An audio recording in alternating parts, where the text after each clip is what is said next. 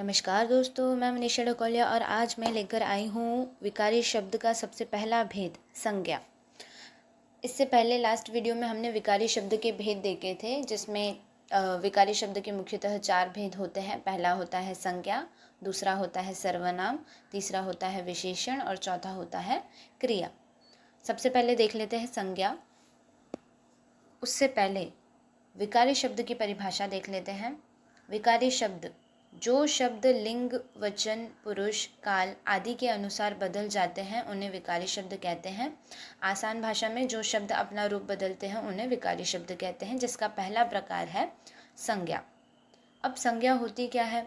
इसकी परिभाषा है किसी व्यक्ति, स्थान, वस्तु या भाव के नाम को संज्ञा कहते हैं। आसान भाषा में जिसका कोई नाम होता है उसे संज्ञा कहते हैं। अब इस दुनिया में किसी भी व्यक्ति या कोई भी जगह है या कोई वस्तु है, हम उसकी पहचान कैसे होती है? हम उन्हें उनके नाम से जानते हैं, तो उनके ही नाम को क्या कहते हैं? संज्ञा कहते हैं। जैसे उदाहरण के लिए राम व्यक्ति का नाम है, मुंबई स्थान का नाम है, किताब वस्तु का नाम है, खुशी हमारा एक भाव, एक फीलिंग है हमारी, उसका नाम है। अब विशेष रूप से संज्ञा के 5 भेद हैं। पहला है व्यक्तिवाचक संज्ञा, दूसरा है जातिवाचक, तीसरा है भाववाचक, चौथा है द्रव्यवाचक और पांचवा है समूहवाचक संज्ञा। व्यक्तिवाचक संज्ञा, इसकी परिभाषा है किसी खास या विशेष रूप से व्यक्ति का नाम, विशेष रूप से किसी स्थान का नाम, विशेष रूप से किसी वस्तु का नाम, उसे क्या कहेंगे? व्यक्तिवाचक संज्ञा। मैं आपको व्यक्तिवाचक और जातिवाचक दोनों साथ में बता रही हूँ, क्योंकि क्या होता है ज़्यादा करके ये वो मुख्य 2 प्रकार हैं जिसमें बच्चे सबसे ज़्यादा कंफ्यूज होते हैं और गलती करते हैं। जातिवाचक संज्ञा की परिभाषा क्या है? किसी जाति या वर्ग के सभी व्यक्तियों, वस्तुओं के सामान्य नाम को जातिवाचक संज्ञा कहते हैं। अब इसमें विशेष रूप से किसी व्यक्ति का नाम, मैं व्यक्तिवाचक संज्ञा की बात कर रही हूँ। अब किसी व्यक्ति का नाम, अब व्यक्ति में कौन होता है? मैंने लड़का कह दिया या लड़की कह दिया। अब लड़का और लड़की जो शब्द है वो जातिवाचक संज्ञा होता है। अब इसमें मैंने किसी लड़के का नाम नहीं लिया है। अगर मैं लड़के का नाम लेती हूँ, जैसे लड़के का नाम ले लिया मैंने राम, तो राम जो है विशेष रूप से उस व्यक्ति का नाम है, तो ये क्या हो जाएगा? व्यक्तिवाचक संज्ञा। अब लड़की, अगर मैंने लड़की शब्द का उपयोग किया तो लड़की शब्द किस में आएगा? जातिवाचक संज्ञा में। लेकिन अगर मैंने विशेष रूप से किसी लड़की का नाम ले लिया, जैसे यहाँ पे लड़की का नाम दिया है सीता, तो सीता नाम जो हो जाएगा वो क्या हो जाएगा? व्यक्तिवाचक संज्ञा, क्योंकि वो विशेष रूप से क्या है? उस लड़की का नाम है। अब मैंने शहर कह दिया, शहर शब्द किस में आएगा? जातिवाचक संज्ञा में आएगा, क्योंकि ये क्या कर रहा है? ये एक जो है वर्ग को डिस्क्राइब कर रहा है। लेकिन अगर मैंने उसी शहर का नाम ले लिया, शहर जैसे दिल्ली या मुंबई, तो ये क्या हो गया? विशेष रूप से उस शहर का नाम हो गया, तो वो आएगा व्यक्तिवाचक संज्ञा में। अब किताब अगर मैंने कहा, तो किताब जो है वो जातिवाचक संज्ञा है। ठीक है, मैंने यहाँ पे किसी भी किताब का नाम नहीं लिया है।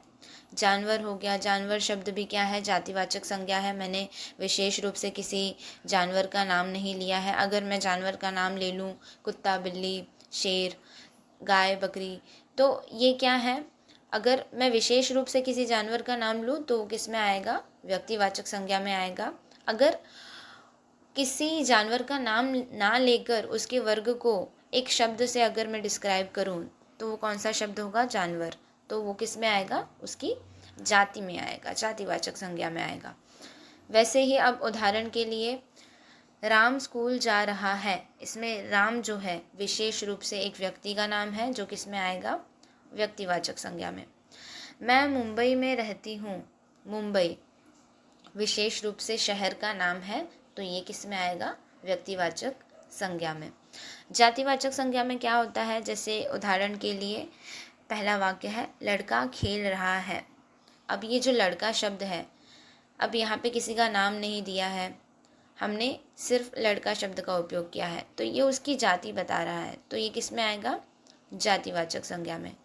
किताब मेज पर है, अब इसमें किताब जो है वो जातिवाचक संज्ञा है। हमें नहीं पता ना कौन सी किताब मेज पर है, उस किताब का नाम नहीं दिया गया है, बस एक शब्द का उपयोग किया गया है उसके लिए, जो कि एक कॉमन वर्ड है किताब।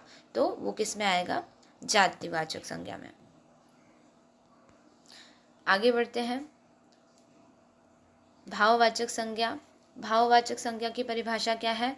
जो शब्द किसी भाव, गुण, अवस्था या विचार को दर्शाते हैं उन्हें भाववाचक संज्ञा कहते हैं। जिन्हें हम देख नहीं सकते, सिर्फ महसूस कर सकते हैं, जो फीलिंग्स होती हैं, भाव हमारे, या गुण आप कह सकते हो, किसी के गुण या दोष बताए। कोई अवस्था में जैसे बचपन, जवानी, बुढ़ापा हो गया, तो ये जो शब्द होते हैं उन्हें भाववाचक संज्ञा कहते हैं। उदाहरण के लिए खुशी, दुख, ये हमारे भाव हो गए। ईमानदारी, सुंदरता, ये हमारे गुण हो गए। बचपन, बुढ़ापा, ये हमारी अवस्थाएं हो गई। तो इन ऐसे शब्दों को भाववाचक संज्ञा कहते हैं। उदाहरण के लिए पहला वाक्य, ईमानदारी सबसे बड़ी नीति है। तो इसमें जो ईमानदारी शब्द है ये क्या है? ये हमारा गुण है। मुझे बहुत खुशी हुई, अब खुशी शब्द जो है ये हमारा भाव है। तो ऐसे शब्द जो भाव, गुण, अवस्था आदि का बोध कराएं, उन शब्दों को हम भाववाचक संज्ञा कहते हैं। आगे बढ़ते हैं। द्रव्यवाचक संज्ञा। द्रव्यवाचक संज्ञा का परिभाषा है जिससे कोई वस्तु बनी होती है या पदार्थ का नाम हो, उसे द्रव्यवाचक संज्ञा कहते हैं। उदाहरण के लिए पानी, दूध, सोना, चांदी, लकड़ी, लोहा इत्यादि। अब द्रव्य क्या होता है? द्रव्य मतलब लिक्विड। इसमें धातु भी आती हैं। अब लिक्विड में क्या क्या आता है? पानी, दूध, तेल, ठीक है। और लिक्विड मतलब द्रव्य, तरल पदार्थ जो हम बोलते हैं। और धातु में कौन सी धातु आते हैं? सोना, चांदी, लोहा इत्यादि। लकड़ी हो गया, कोयला हो गया। तो ये जो है द्रव्यवाचक संज्ञा है। जैसे उदाहरण के लिए सोना बहुत महंगा है। अब इसमें सोना जो है वो धातु है, ठीक है, तो वो किस में आएगा? द्रव्यवाचक संज्ञा में। यह कुर्सी लकड़ी की है। अब इसमें लकड़ी शब्द जो है वो क्या है? द्रव्यवाचक संज्ञा। आगे बढ़ते हैं। आखिरी जो प्रकार है समूहवाचक संज्ञा, जिसे हम कलेक्टिव नाउन कहते हैं। परिभाषा क्या है इसकी? जो शब्द किसी समूह या झुंड को दर्शाते हैं उन्हें समूहवाचक संज्ञा कहते हैं।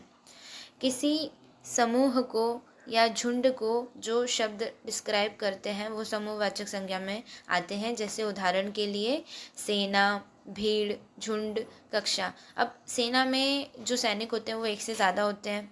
भीड़ में कई सारे लोग होते हैं, लोगों की भीड़ होती है। झुंड जानवरों का भी होता है, झुंड पक्षियों का भी होता है। तो जिसमें एक से ज़्यादा लोग हों। कक्षा, अब एक कक्षा या वर्ग आप कह लो, उसमें एक से ज़्यादा विद्यार्थी बैठते हैं। तो ये कुछ ऐसे शब्द हैं जो एक समूह को डिस्क्राइब करते हैं। तो ऐसे शब्दों को समूहवाचक संज्ञा कहते हैं। जिसमें पहला उदाहरण के लिए दिया गया है, भीड़ इकट्ठा हो गई। अब इसमें जो भीड़ शब्द है वो समूह को बता रहा है, तो वो क्या हो जाएगा? समूहवाचक संज्ञा।